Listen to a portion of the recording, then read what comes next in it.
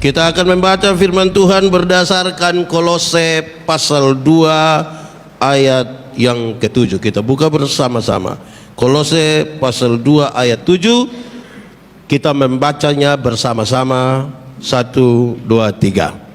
Hendaklah kamu berakar di dalam Dia dan dibangun di atas Dia. Hendaklah kamu bertambah teguh dalam iman yang telah diajarkan kepadamu, dan hendaklah hatimu melimpah dengan syukur. Demikianlah pembacaan Alkitab. Berbahagialah setiap orang yang mendengar firman Tuhan dan yang melakukannya. Terpujilah Yesus Kristus. Hosiana.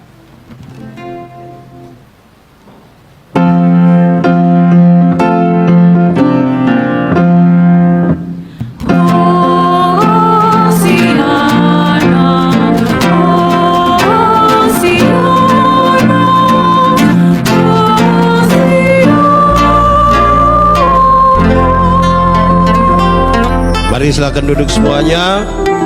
Bapak Ibu Saudara-saudara, Shalom. Yang paling pertama itu adalah nama. Tadi ketika saya dijemput ditanya, pendeta, kenapa dipanggil Yandi tapi namanya Joseph Andreas? Jadi saya kasih tahu, saya punya mama itu melahirkan saya kira-kira 48 tahun lalu di satu kota kecil di NTT, Soe namanya. Ini sebut mesti baik-baik. Soe, 1, 2, 3. Harus pakai tekan begitu, jangan bilang Soe. Itu bahaya kita itu Soe. Soe artinya timba. Itu mama lahirkan saya di satu tempat yang sekarang ini jadi panti asuhan. Mama buta dua-dua mata dan separuh badannya lumpuh. Pemilik tempat itu namanya Joseph Andreas Christian, masih hidup hingga hari ini. Karena lihat ibu yang buta dan lumpuh itu melahirkan seorang anak laki-laki, beliau bilang, kasih saya punya nama di itu anak laki-laki. Jadilah saya Joseph Andreas. Puji Tuhan, 10 tahun 11 bulan kemudian mama sembuh. Dua-dua mata yang buta bisa melihat, separuh badan yang lumpuh itu pulih kembali. Mama umur 70 tahun sekarang. Rupa-rupanya di hamil awal sebelum sakit mama mau saya dipanggil Yandi. Tapi karena semua surat itu sudah tertulis Joseph Andreas, maka Yandi menjadi panggilan di rumah. Kenapa saya mulai dari ini? Karena setiap kali nama itu disebut, saya ingat bagaimana seorang perempuan yang sakit tapi melahirkan. Yang baik-baik saja melahirkan sakit, apalagi yang sakit dan melahirkan. Setelah mama sembuh, saya bilang kepada banyak orang, saya bilang pada saudara-saudara, saya bilang pada istri saya bilang pada ipar-ipar saya, mama tidak ada salah. Dia mau marah, mau buat apa saja, tugas kita hanya dengar. Setiap kali nama itu disebut, saya ingat sesuatu. Gereja ini namanya waktu sebut Gibeon, apa yang saudara ingat? Nah, ini mulai kacau ini. Waktu disebut Gibeon, apa yang tadi kan kita ikut sejarah gereja yang disampaikan. Waktu disebutkan Gibeon, apa yang kita ingat? Harusnya ada sesuatu yang kita ingat setiap kali nama itu disebut. Amin. Itu pertama. Kedua, hari ini kita merayakan ulang tahun jemaat Gibeon keberapa? 38 itu sudah banyak atau masih sedikit? Sudah tua atau masih muda? Tua atau muda? Yang benar ini dia sudah banyak atau sedikit? Aneh juga itu pertanyaan.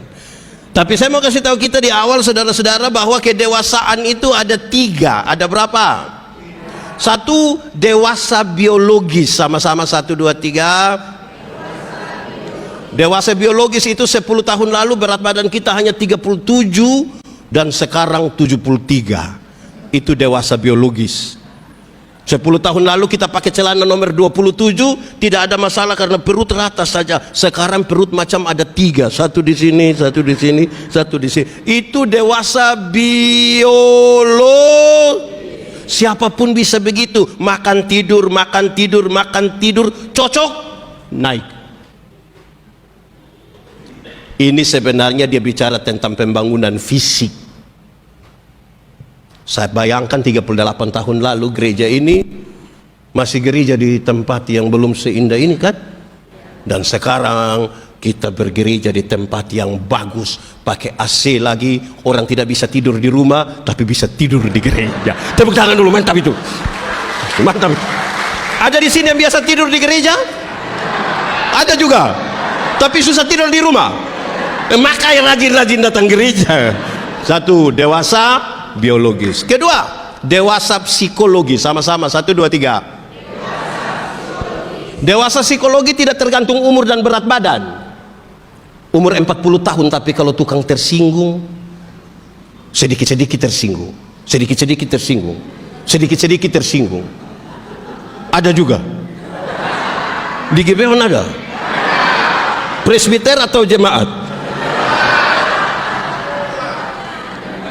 Tersinggung kok sedikit-sedikit. Sedikit-sedikit mau keluar dari Gibeon, mau bikin gereja baru. Ada juga di Gibeon nih. Itu badan besar, tapi sesungguhnya masih di Kupang. Itu kalau orang biasa tersinggung, orang begini. 2. Ketiga, dewasa iman. Sama-sama 1, 2, 3. Dewasa iman tidak tergantung berapa lama kita berjemaat. Dewasa iman tidak tergantung berapa lama kita bergereja. Dewasa iman tidak tergantung berapa lama kita melayani Tuhan, berapa lama kita menyanyi. Dewasa iman itu kira-kira begini. Ada anak umur 3 tahun ada mimbar berat 10 kg. Anak 3 tahun bisa pikul mimbar yang 10 kg? Tidak. 17 tahun kemudian dia umur 20 tahun bisa pikul mimbar yang 10 kg? Yang berubah anak atau meja? Itu dewasa iman. Tidak meminta beban menjadi ringan, tapi dia meminta bahu yang semakin kuat. Orang dewasa iman tidak akan pernah menangis meminta masalah berubah, karena dia tahu kalau Tuhan izinkan ada masalah, Tuhan tahu seberapa kuatnya dia. Saya mau tanya, saudara punya masalah? Tidak usah omong. Saya lihat ini muka masalah semua. Masalah ialah kesenjangan antara harapan dan kenyataan. Harapan menikah umur 28, kenyataan 34. Dan masalah. Tapi masalah bukan masalah, cara kita menangani masalah yang biasanya jadi masalah. Tidak ada satu rumah tangga pun, tidak ada satu gereja pun tanpa masalah. Tapi cara kita menangani masalah itu menunjukkan kedewasaan kita. Kedewasaan psikologi dan kedewasaan iman kita. Ada amin. Saudara-saudara, karena itu hampir-hampir orang yang dewasa iman tidak akan meminta orang lain berubah. Hampir-hampir orang dewasa iman tidak meminta orang lain berubah. Tapi siapa yang berubah? Siapa berubah? Kadang-kadang kita terlalu sibuk minta orang lain berubah tapi lupa untuk rubah. Ada begitu di Gibeon? Dia ada ikut ibadah sekarang? Ada juga? Laki-laki atau perempuan?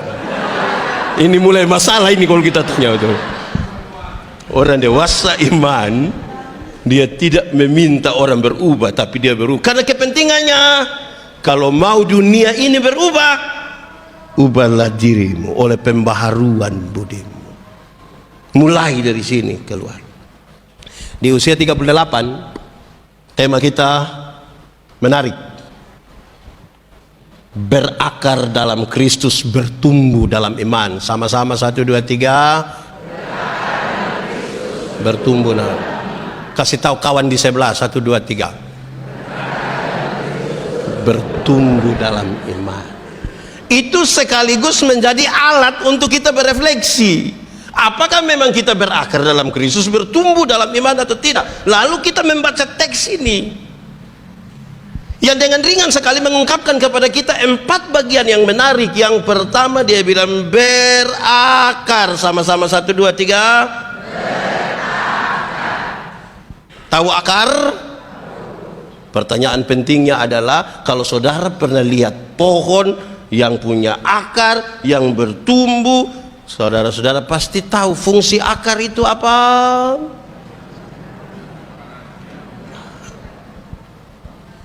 Akar itu paling tidak punya dua fungsi. Yang pertama supaya itu pohon berdiri di situ. Akar makin kuat itu pohon makin kuat. Amin. Tapi yang kedua, dia mencari makanan. Yang menarik sekarang saudara-saudara adalah gereja mesti berdiri di atas Kristus itu, berakar di dalam Kristus.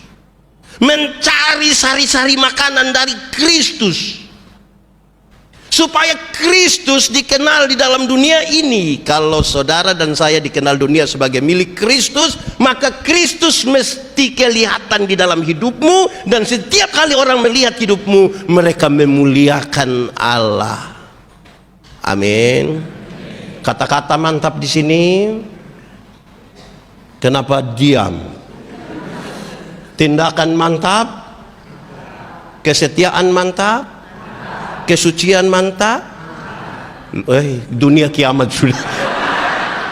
Satu-satunya berakar, satu-satunya cara untuk berakar di dalam Kristus adalah menjaga kesucian. 1, 2, 3. Kristus yang kita sembah itu dia suci. Yang suci tidak dapat bersatu dengan tidak suci. Yang kudus tidak dapat bersatu dengan tidak kudus. Tanggalkanlah kasutmu, sebab tempat di mana engkau berdiri itu yang gelap tidak dapat bersatu dengan yang terang. Kalau kita sebut kudus itu terang, yang kita sebut tidak kudus itu gelap. Saya mau tanya, kita di terang bisa lihat orang di gelap? Orang di gelap bisa lihat kita di terang? Lalu kenapa kadang-kadang kita sudah di terang kita pulang ke gelap? Orang di terang biasa kembali ke gelap itu kan dia biasa begini. Apa ini? Kalau sudah begini agak lama sedikit lagi dia begini. Di Jakarta ada begitu. Di Gibeon dia majelis. Artinya yang ingin saya sampaikan, kalau kita berdiri di dalam Kristus, di atas Kristus, dan kita menyerap daripadanya, maka tidak boleh makanannya makanan yang beracun. Yesus tidak kasih kita makanan beracun toh. Bagaimana bisa berdiri kuat? Satu waktu Tuhan Yesus bertanya pada murid-murid, menurut kamu siapakah aku? Murid-murid jawab, orang-orang bilang, kata orang. Tetapi Yesus bikin lebih spesifik. Tetapi menurut kamu siapakah? Petrus bilang, engkaulah Mesias. Petrus, engkaulah batu karang, dan di atas batu karang ini kudirikan jemaatku. Ala maut dan seterusnya dan seterusnya. Apa yang saya katakan? Gereja berdiri di atas pengakuan orang percaya. Sama-sama 1, 2, 3. Gereja berdiri di atas pengakuan orang percaya. Yang ini percaya Tuhan semua? Mantap. Pendeta Yandi lahir besar di Soe. Kalau dia cerita tentang Soe, saudara percaya? Kalau lahir besar di Soe lebih banyak cerita tentang Surabaya, saudara percaya? Kenapa saudara tidak mau percaya? Ada banyak orang mulutnya berkata tentang Tuhan, tapi dia lebih meyakini setan. Sakit sedikit pasti tetangga yang bikin. Di Jakarta masih ada begitu. Ini ibu kota negara, masih ada orang percaya sakit karena orang bikin. Kalau tangan kanan gatal artinya yakin. Kalau tangan 38 tahun tangan gatal belum kaya-kaya. Kalau tangan kanan gatal artinya dapat uang. Orang koreng itu pasti kaya raya. Saudara, karena itu saya ingin mengatakan, kita mungkin maha hadir, hadir di semua ibadah. Lansia hadir, kaum bapak hadir, ibu-ibu hadir, sekolah minggu hadir, semua kita hadir, menyatu dengan Tuhan. Kalau tidak, maka kita hanya aktivis pelayanan. Kita sibuk menjawab jadwal-jadwal. Kita melayani pekerjaan dan bukan melayani Tuhan. Kita pakai baju seragam hitam. ada stone. Tapi kita sibuk dengan jadwal. Menarik sesuatu yang dari Kristus. Saudara, yang bisa buat kita berdirikan Kristus, tarik-tarik makanan dari Dia. Satu waktu ketika Yesus menjelaskan, akulah jalan, kebenaran, dan hidup. Penjelasannya kan panjang lebar, tapi saya bikin dia jadi kecil, jadi singkat untuk membahas bagian tentang akar. Bagaimana orang-orang yang percaya kepada Kristus ini sungguh-sungguh melakukan apa yang Kristus kerjakan. Yohanes pasal 14 ayat 12 bilang begini, barang siapa percaya kepadaku melakukan pekerjaan-pekerjaan yang aku lakukan. Kalau semua orang mengaku percaya kepada Kristus, berdiri di atas Kristus, berarti yang Kristus lakukan itu juga yang kita. Satu waktu Tuhan Yesus urus seorang perempuan berzina yang kena tangkap. Supaya nanti kalau ada yang berzina, uruslah pakai cara, karena itu yang kita serap dari Yesus.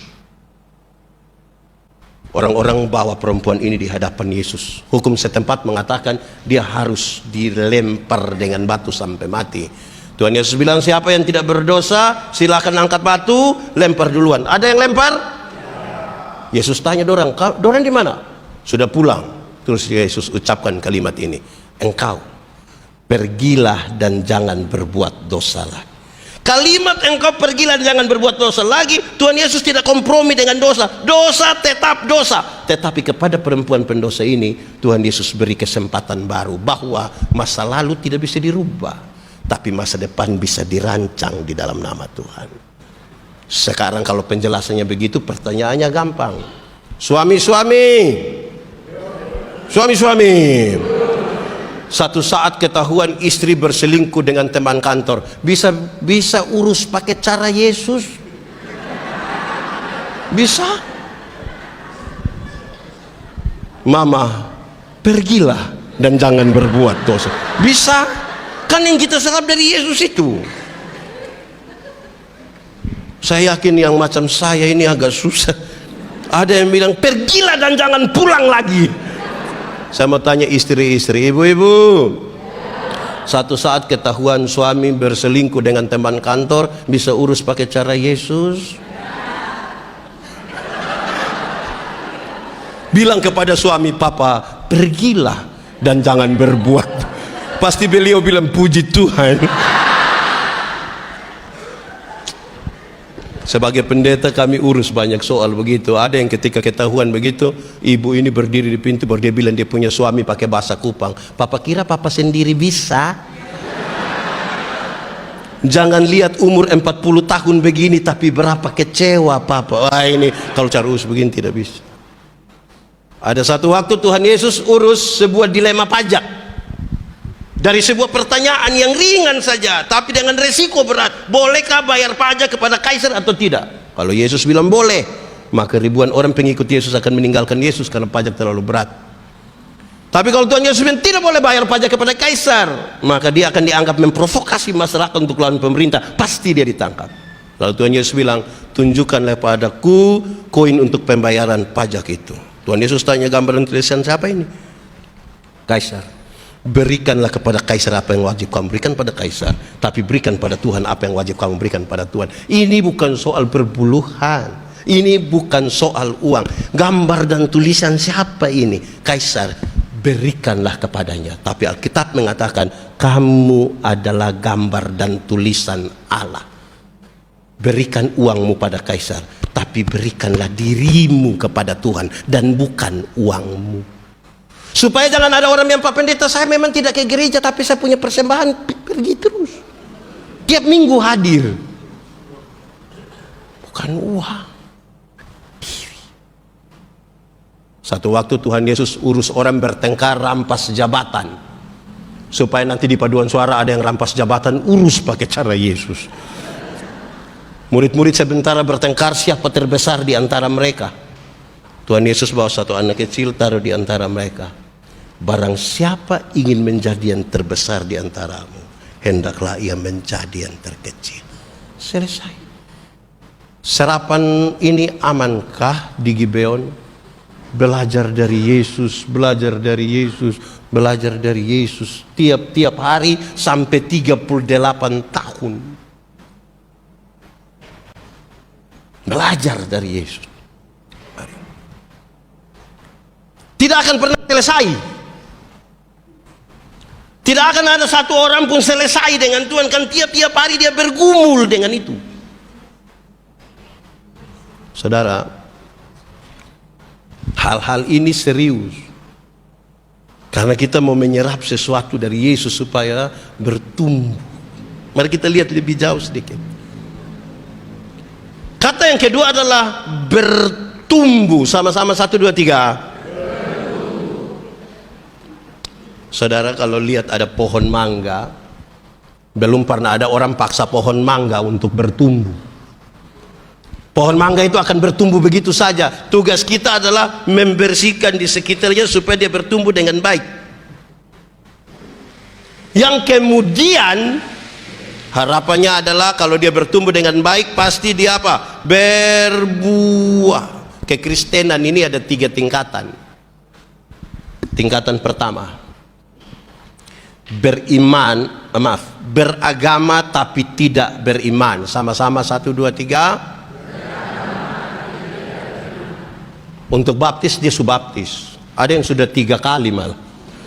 Bahkan sampai Israel baptis lagi di sana. Beragama, simbol-simbol agama penuh. Beriman belum tentu. Saya bawa banyak materi di banyak tempat di Indonesia, banyak yang habis pendeta-pendeta, kita foto-foto dulu. Pas kami mau foto, ada yang bilang, jangan 3 orang, jangan 3 orang. Kalau foto 3 nanti, yang foto yang mati. Beragama semua, tapi dapat foto takut. Oh ini bagaimana ini 38 tahun ini? Beragama, tapi tidak beriman. Kedua, bertobat tapi tidak berbuah. Sama-sama 1, 2, 3. Banyak yang sudah bertobat, judi sudah tidak, mabuk sudah tidak, tapi tidak berbuah. Orang yang bertobat tapi tidak berbuah hanya bicara tentang masa lalu. Kami dulu, pernah dengar itu kalimat? Atau sendiri omong? Kami dulu.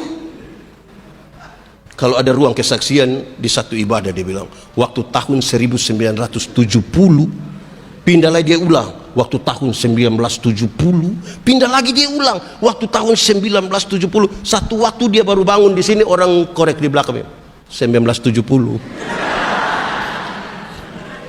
Tidak ada masa depan, dia bicara tentang masa lalu. Itu pertentangannya serius antara generasi yang duluan dengan generasi yang sekarang. Kami dulu, terus anak-anak orang bilang kami sekarang. Wih. Ketiga, ini kelas yang paling tinggi, berbuah. Sama-sama. Dalam hal inilah Bapakku dipermuliakan, yaitu jika kamu berbuah banyak dan buahmu itu tetap, supaya apa yang kamu minta kepada Bapa dalam namaku diberikannya kepadamu. Orang bertanya menjadi lebih gampang. Berbuah bagi Tuhan gampang atau susah? Berbuah bagi Tuhan gampang atau susah?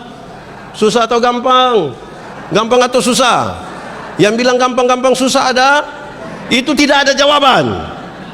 Hari ini demi nama Tuhan saya ingin sampaikan pada saudara bahwa berbuah bagi Tuhan itu gampang saja. Kenapa? Ranting yang melekat kepada pohonnya, buah keluar dengan sendirinya tanpa dipaksa, tanpa disuruh, asal dia melekat kepada pohon. Banyak orang rindu berbuah tapi tidak melekat kepada pohon. Akhirnya dia punya buah ada tapi buah plastik. Pernah lihat pisang plastik? Advokat plastik? Jeruk plastik? Pernah lihat? Enak? Pernah rasa? Anak sekolah minggu menyanyi lagu yang mantap sekali. Yesus pokok dan tinggal. Boleh sambil tepuk tangan. Yesus pokok dan kitalah carangnya, tinggallah di dalam. Lebih kuat. Yesus pokok dan tinggallah di dalamnya. Pasti apa? Pastilah kau akan berbuah. Mantap tuh. Mantap. Mau berbuat tinggal di dalam Yesus. Berarti beraktivitas rohani tanpa tinggal di dalam Yesus. Nah itu repot. Sekarang saudara-saudara, kita dipaksa untuk merenungkan satu tema tentang bertumbuh bersama. Coba 1, 2, 3. Bertumbuh bersama ini repot. Tuhan Yesus punya murid itu hanya 12. Lebih banyak dari jemaat Gibeon atau lebih sedikit? Jauh lebih sedikit kan? Tapi ada orang-orang tua seperti Yakobus tua, tapi ada anak muda seperti Yohanes. Ada orang-orang kecil seperti nelayan-nelayan kecil di Galilea, tapi ada pejabat pemerintah seperti Lewi pemungut cukai. Ada Lewi pemungut cukai yang mengabdi kepada kerajaan Roma, tetapi ada Simon orang Selot yang anti Roma. Doren 12, tapi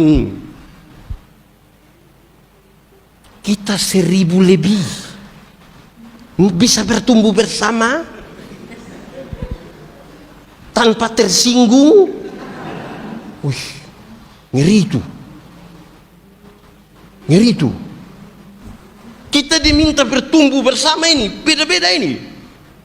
Saudara, Tuhan Yesus berdoa bagi murid-muridnya. Isi doanya menarik, supaya mereka menjadi satu.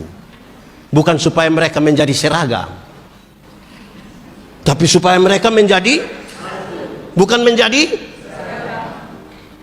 Banyak yang rindu jadi seragam. Jadi kalau dia rapat itu, omong tidak ikut dia tidak mau lagi, dia keluar saja biar kamu rapat sendiri. Ada begitu di Gibeon, ada di sini. Bisa tunjuk, itu, aduh itu kita cari masalah. Jangan, bahaya itu. Supaya mereka menjadi satu di dalam kasih, dan supaya masing-masing pribadi dari murid-murid menyatu dulu dengan Tuhan, baru datang menyatu dalam persekutuan. Tidak boleh ada orang dalam persekutuan yang tidak menyatu dengan Tuhan, tapi dia mau menyatu dalam persekutuan. Itu bikin kacau. Saudara, satu waktu Paulus menulis surat kepada jemaat di Korintus. Dia dapat kabar jemaat di Korintus sudah mau pecahin karena 2 alasan. Alasan pertama, jemaat ini lagi pilih-pilih pelayan ini. Separuh bilang pelayan yang baik itu mesti seperti Paulus. Paulus itu satu kali berkhotbah 2.000-3.000 orang bertobat, itu dulu baru pelayan. Separuh bilang pelayan yang bagus itu harus seperti Apolos, karena dia orator yang hebat, khotbah 5-6 jam, kita tidak mengantuk. Paulus dan Apolos tidak tahu apa-apa, tapi jemaat sementara mengelompokkan diri seolah-olah ada golongan Paulus dan golongan. Di Gibeon ada berapa pendeta? Aman. Saya lihat jemaat ragu-ragu. Jemaat sekarang ini luar biasa baca warta jemaat. Minggu pagi dipimpin oleh pendeta ini. Ada begitu di Jakarta. Di Gibeon ada di sini. Dia yang pakai baju warna. Ini jemaat ini suka pilih-pilih pelayan, itu bikin pecah jemaat. Yang kedua, jemaat itu lagi sibuk dengan membanding karunia.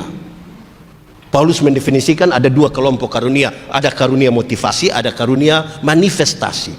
Karunia motivasi seperti berkhotbah, menyanyi, mengajar, mendampingi orang. Karunia manifestasi seperti bicara dalam bahasa roh, menerjemahkan bahasa roh, menyembuhkan orang. Bukan pakai itu untuk melayani, tapi sibuk membanding-bandingkan. Paulus lanjutkan, dia bilang, kamu seperti anak-anak kecil yang baru menyusu. Aku akan memberitahukan kepadamu karunia yang lebih utama. Dan dia kasih tahu karunia yang paling utama itu adalah kasih. Sama-sama, 1, 2, 3. Kasih. Supaya mau bertumbuh bersama ini. Hukum Taurat ada 10. Dari 10 dijabarkan jadi 613 pasal. Dari 613 pasal masih ada ribuan peraturan hidup setiap hari. Tuhan Yesus simpulkan dia dalam 2 kalimat. Mengasihi Tuhan dan mengasihi. Dari 2 kalimat Tuhan simpulkan tinggal 1 kata, yaitu di pasal 13 Paulus mendefinisikan 15. Tapi kalau saya khotbah 15 ini hari, kita tidak jadi bertumbuh, kita panen. Dia kasih tahu bilang begini, kasih itu sabar. 1, 2, 3. Mau bertumbuh bersama, kalau tidak sabar tidak bisa. Dalam Alkitab, sabar itu ada 2. Ada berapa? 1, sabar terhadap situasi. Sama-sama. Ada situasi tertentu dalam hidup ini yang kita tidak suka lagi, tapi firman Tuhan bilang apa? Ada sakit, penderitaan yang kita tidak mau lagi jalani, tapi firman bilang apa? Ada beberapa hal dalam hidup yang kita bosan sudah, tapi firman bilang. Ada pendeta yang khotbah lama sekali dan kita tidak mau dengar lagi, tapi firman bilang sabar.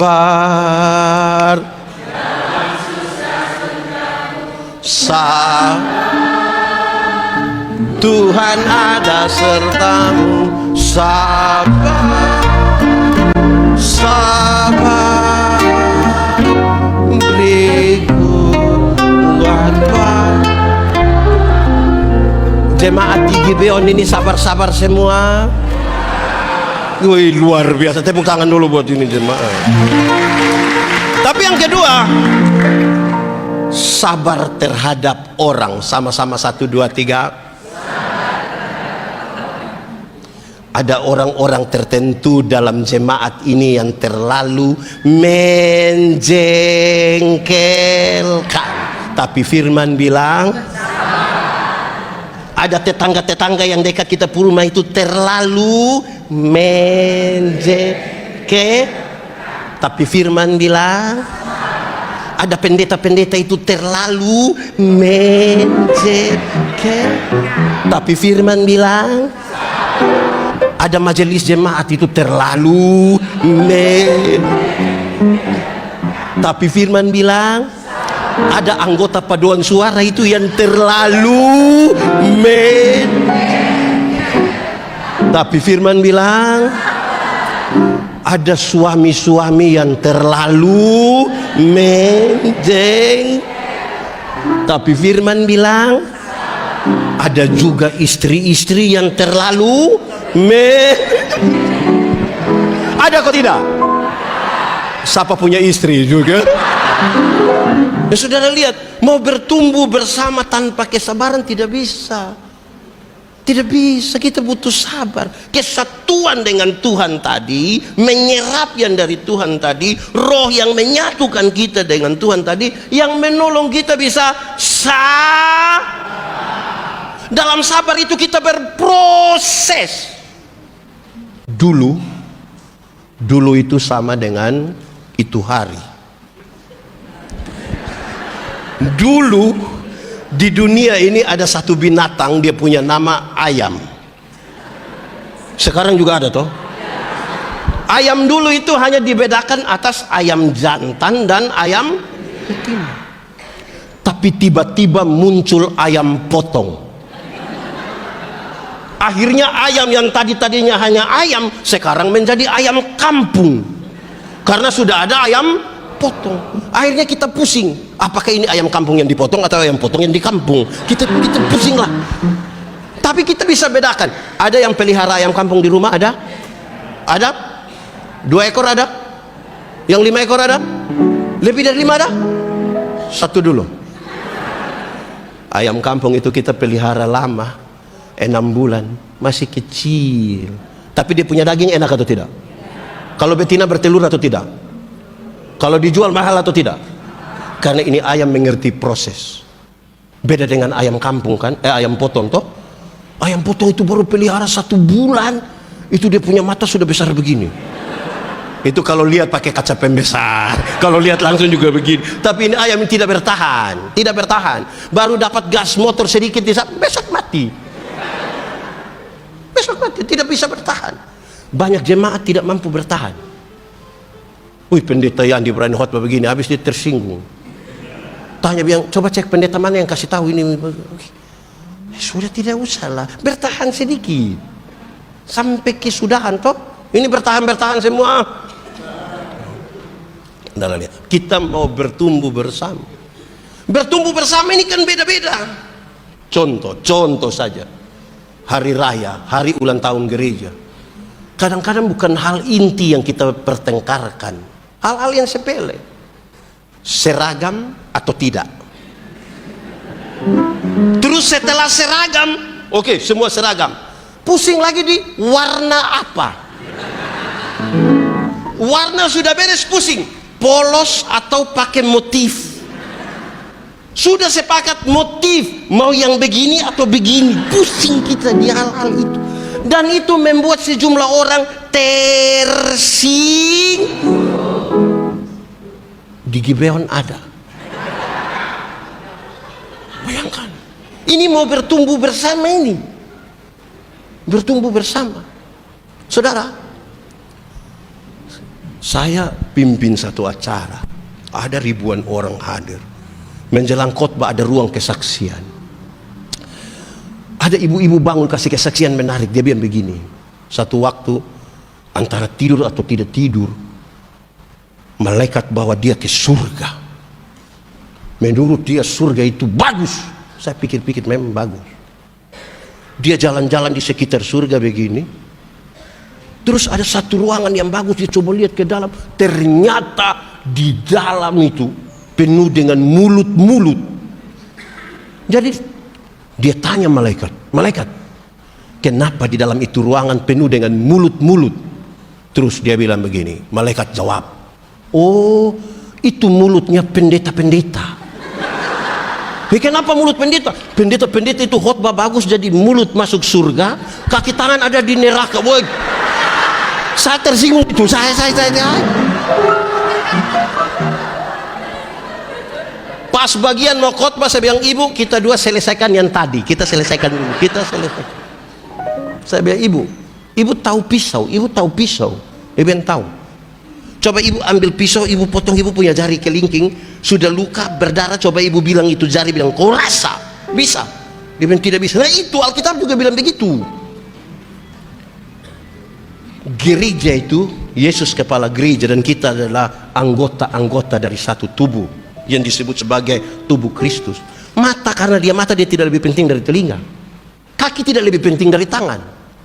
Siapa yang malam-malam perut sakit mau pergi ke WC terus kaki bilang di perut, maaf, pergi sendiri. Tidak bisa, ibu tidak bisa. Alkitab kasih tahu, justru kalau tangan terluka, mata menangis. Dan kalau mata menangis, tangan melap. Sudahlah, yang penting saudara mengertilah. Sudah, yang penting mengerti. Ini nama apa itu? Lama. Iya, jadi saya bilang ibu yang kasih kesaksian jangan bikin kesaksian ini sesat di sini. Mau masuk semua, masa mulut di sana, kaki di sana. Mau kasih takut kita yang sebut surga? Jangan begitu. Ini kepaduan suara toh, ibu toh. Menyanyi paduan suara biar satu dia suara mau bagus ke mana, tolong sama-sama. Hai dunia gembira, hai dunia, tidak bisa. Dia tidak boleh menonjol sendiri. Kan kita satu tubuh toh. Ada orang ini ada karunia menyanyi ada, tapi tidak pernah menyanyi di gereja. Pendeta dari mimbar tanya, ada paduan suara vokal grup? No. Tapi Tapi kalau tiba-tiba ada pengumuman, Gubernur Jakarta dan Ketua Majelis Node GPIB akan beribadah bersama-sama di GPIB Gibeon. Oi, solo dia, duet dia, vokal grup dia, paduan suara dia, tari-tarian dia. Ini karunia makam puji. Ini karunia ini bikin rusak. Ini tepuk tangan apa ini? Ini tepuk tangan apa ini? Ada begitu di sini. Ada ini dia. Saudara lihat, bertumbuh bersama itu butuh sabar, butuh kerendahan hati, butuh itu semua yang kita serap dari Kristus. GPIB pakai tradisi Prapaskah atau Minggu Sengsara ya. Iya. Digemit sementara yang Yesus membasuh kaki. Kan untuk kasih tahu kepada kita semua supaya tolong kasih. Karena mau bertumbuh bersama. Bertumbuh bersama. Orang tua dulu itu kasih nasihat bilang begini. Kalau mau jalan cepat, jalanlah sendiri. Tetapi kalau mau jalan jauh, berjalanlah bersama-sama. Mau jalan cepat sendiri. Tapi mau jalan jauh, jalanlah bersama-sama. Supaya kita saling mendukung satu daya lain toh. Paduan suara biasa latihan hari apa? Selalu hadir toh. Bukan pas yang hari ini kan. Gitu. Mantap itu. Nah, 3, iman. So bagus, so boleh bertumbuh. Tapi bertumbuh ini mesti bertumbuh dalam iman. Karena tadi kita bicara 3 kedewasaan. Pertumbuhannya harus pertumbuhan hafal, ikut yang pendeta bilang. Iman ialah. Omong. Iman ialah dasar dari segala sesuatu yang kita harapkan dan bukti dari segala sesuatu yang tidak kita lihat. Dasar itu fondasi. Tahu fondasi? Teori tentang fondasi bilang begini. Fondasi kuat, bangunan kuat. Fondasi miring, bangunan.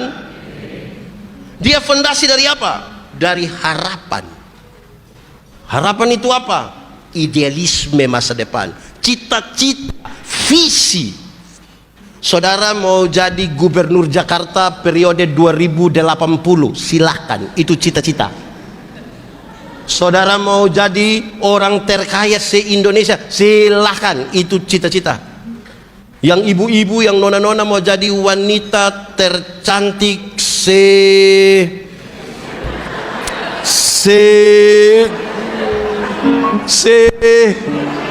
nah sudah segi beon lah ikut, silahkan. Itu cita-cita. Yang membedakan kita dengan orang di luar gereja adalah di atas fondasi apa kita bangun. Karena orang yang tidak kenal Yesus pun, dia mau jadi gubernur Jakarta periode 2080.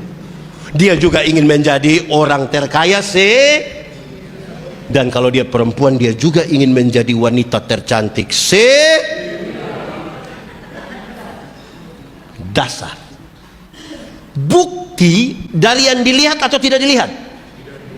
Bagaimana menjelaskan? Arsitek waktu mau gambar ini bangunan, belum ada yang bangunan ini, dia taruh dulu di dia punya otak. Berapa lantai? Balkon ada atau tidak? Menghadap ke mana? Pintu besar di mana?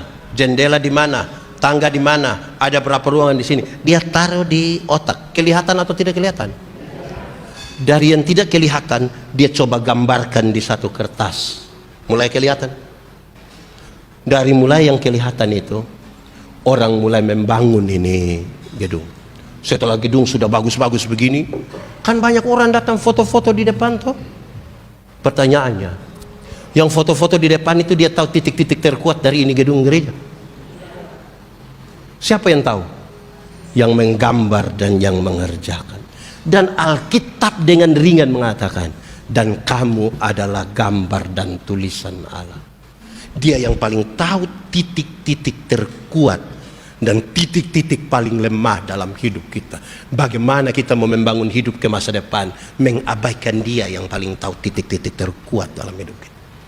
Hati-hati saudara, kadang-kadang gereja ini makin sekuler, tapi bahasanya rohani.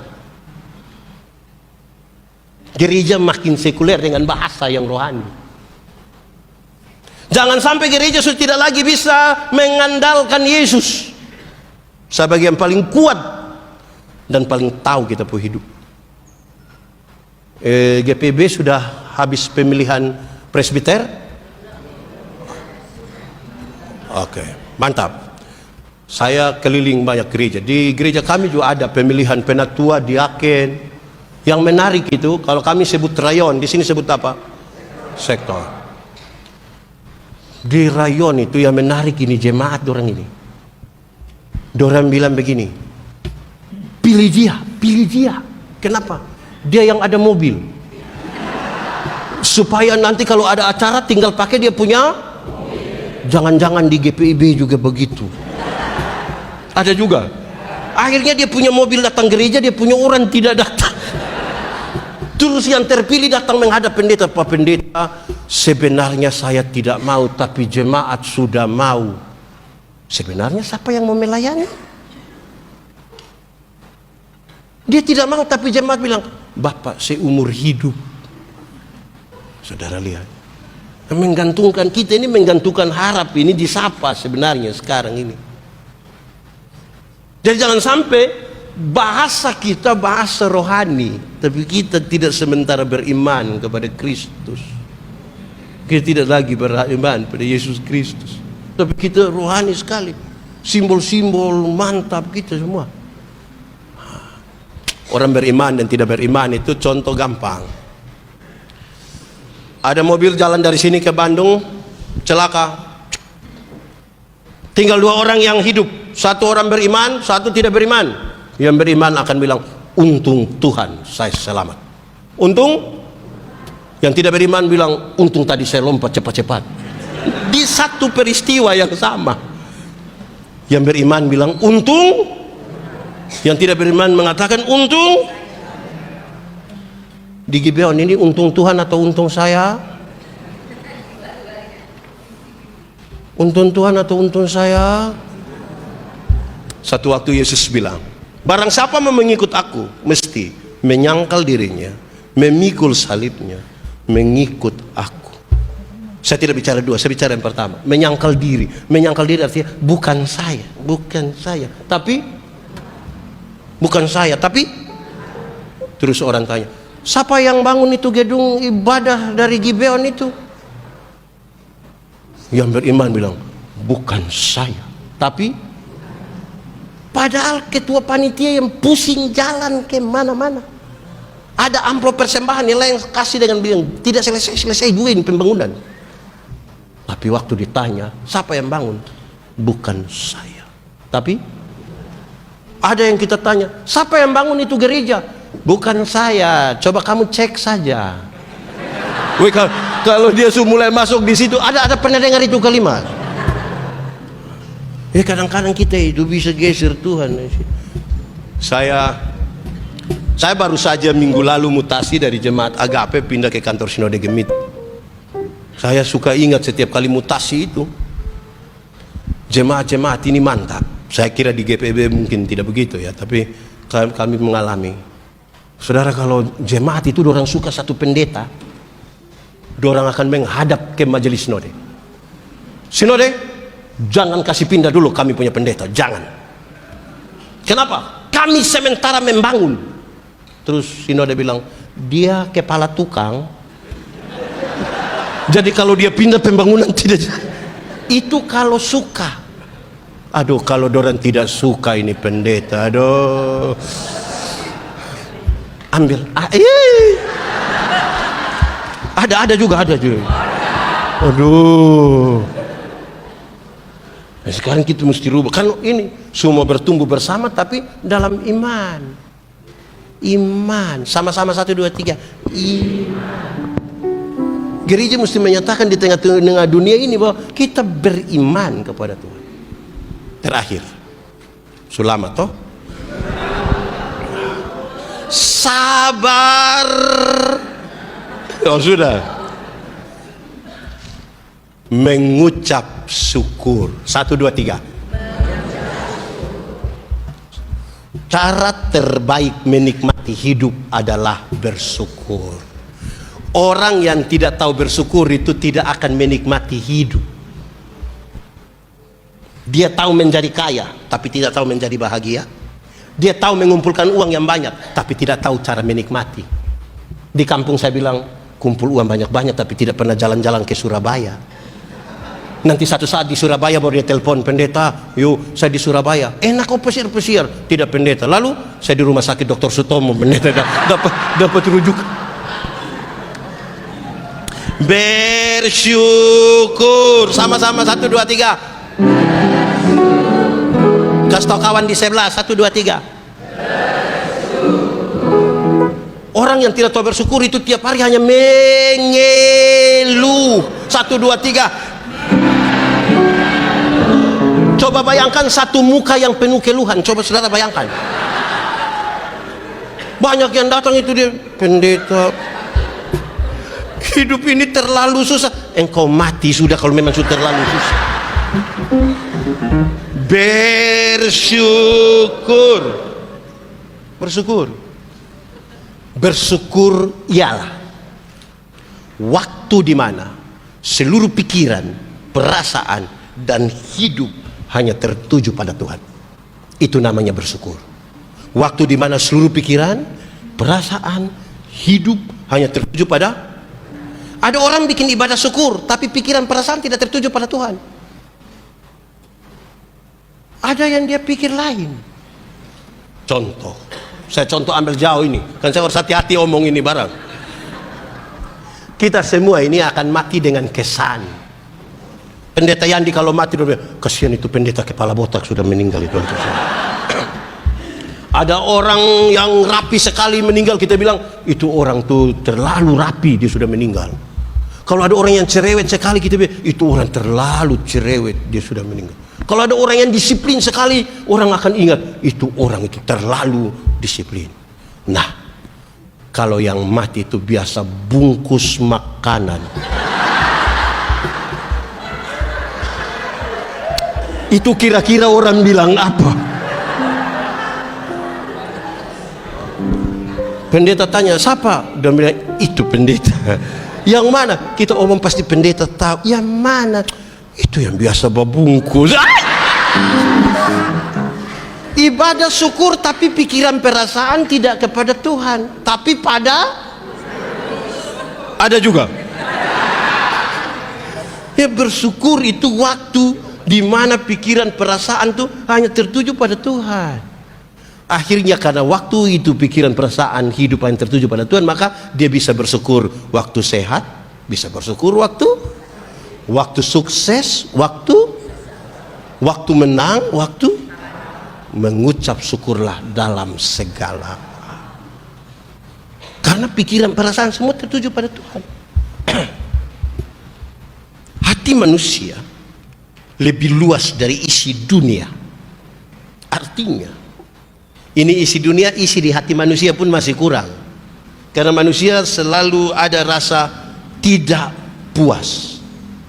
Untuk menutupi ketidakpuasan itu, satu kata sama-sama, bersyukur. Ini jalan kaki dia berdoa, Tuhan kasih saya sepeda 1. Tuhan kasih sepeda 1, dia naik 2-3 bulan, dia berdoa lagi, Tuhan naik sepeda memang enak tapi tanjakan di situ Tuhan. Ini jadi yang kau punya mau motor 1. Tuhan kasih motor 1. Naik 5-6 bulan dia berdoa lagi, Tuhan naik motor memang enak tapi saya punya istri berat 80. Anak 3 orang dan montok-montok semua. Setiap kali motor bunyi, dorang 4 mau naik motor bawa masalah baru dalam kami punya rumah tangga Tuhan. Jadi engkau mau apa? Mobil 1. Tuhan kasih mobil 1, dia naik 1 tahun, dia doa ulang, Tuhan Naik mobil memang enak. Tapi kami punya anak pertama sudah menikah dan tinggal di Kepulauan Seribu. Masa mau ke sana bawa mobil Tuhan? Ya, engkau mau apa lagi? Kapal laut satu. Tuhan kasih, dia pergi lihat mantu, cucu, pulang doa lagi. Aduh, pas musim hujan, engkau mau apa lagi? Helikopter satu. Sikap kita terhadap berkat lebih penting dari berkat-berkat. Banyak orang punya mata itu tertuju pada berkat, bukan kepada sumber berkat. Makanya tidak tahu bersyukur.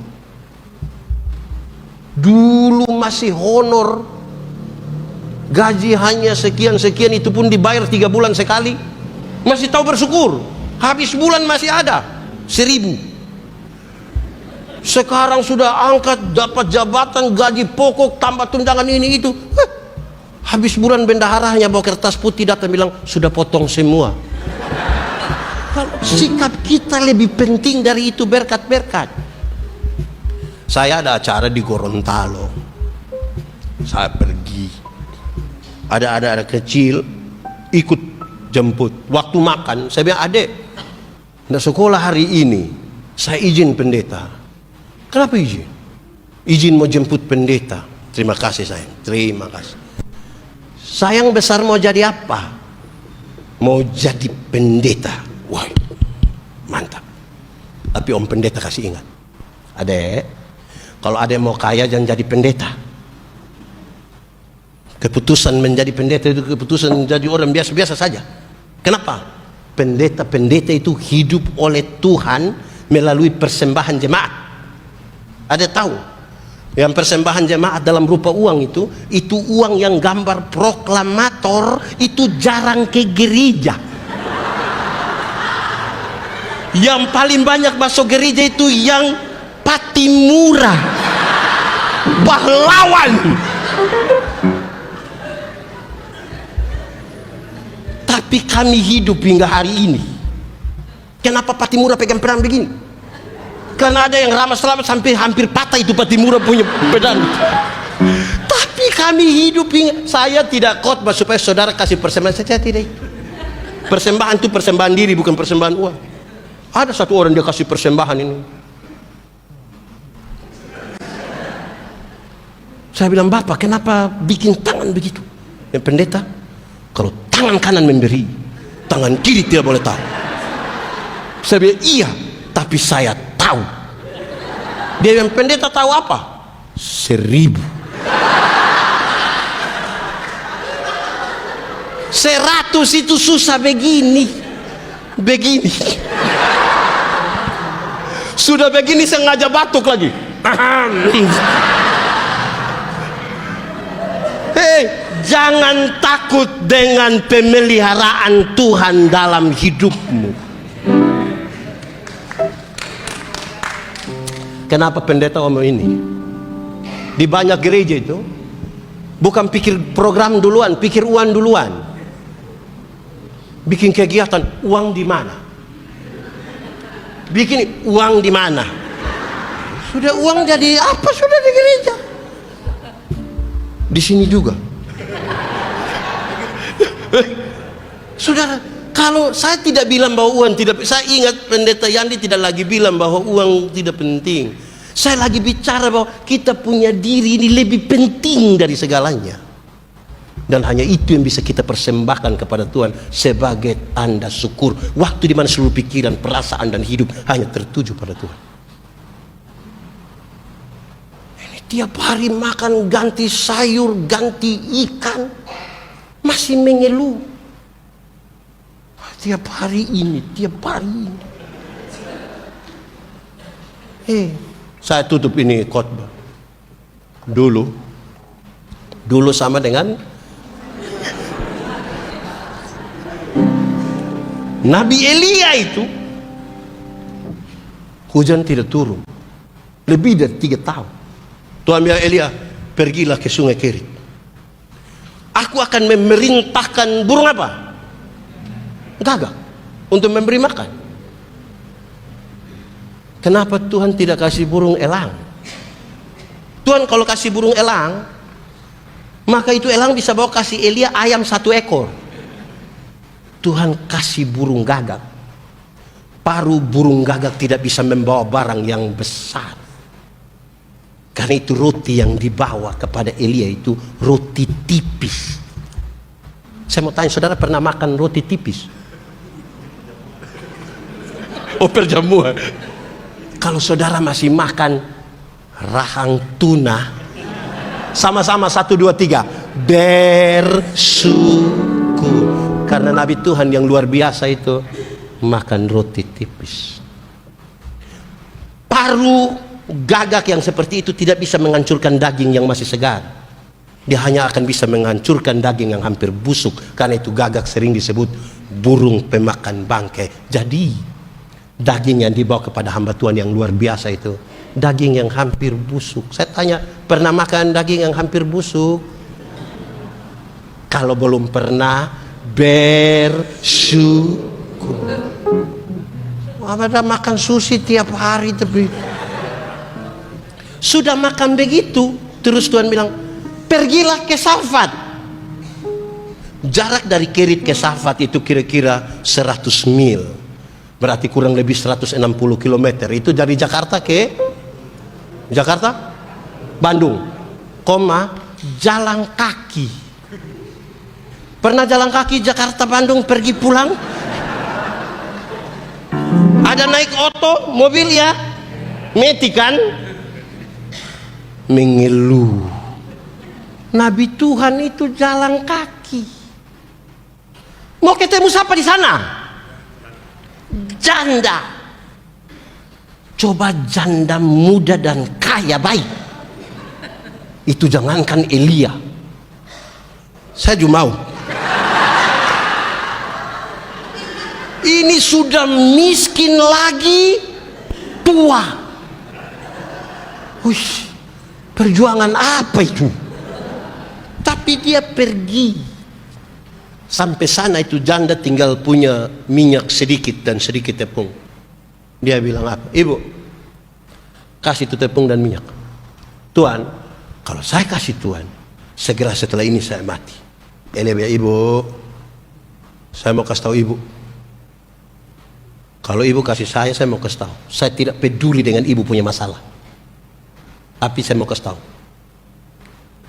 Hujan mau turun besok atau 1 tahun lagi, 2 tahun lagi, 10 tahun lagi, saya tidak penting. Tapi saya mau bilang pada ibu, penyertaan Tuhan sempurna atasmu sampai kapan hujan itu turun ke bumi.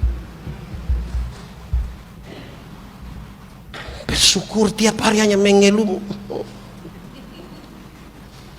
Amin kok. Saya lihat saudara sudah macam tenang sekali. Saudara saya macam bersyukur sekali. Amin